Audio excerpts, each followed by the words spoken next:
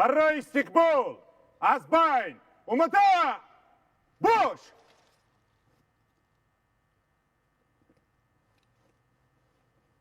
جناب عالی، پرزیدنت جمهوری اسلامی ایران بتالیون قراول فخری با مناسبت تشریف دولتی شما به سرزمین جمهوری تاجیکستان صف آراسته شد. کماندیر بتالیون قراول فخری подполковник اشورزاده.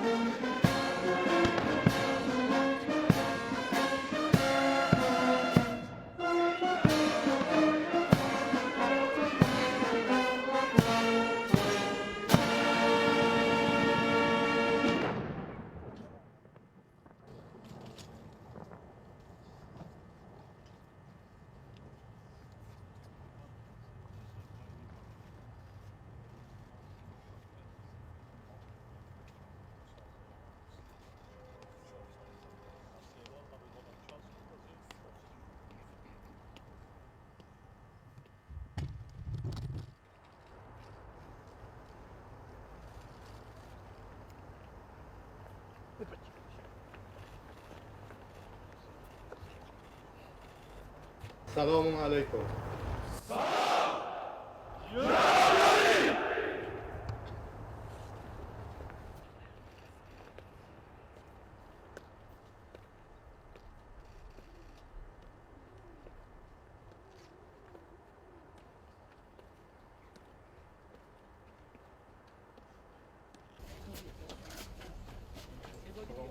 رئیس مجلس ملی، خوشبختم. خوشحالم از دیدار شما. رئیس مجلس نمایندگان مجلس، حال شما خوبه؟ نخست وزیر، خوشبختیم. رئیس دفتر رئیس جمهور، خوشبختم خانم. رئیس دفتر سلام علیکم. وزیر اقتصاد. سلام علیکم.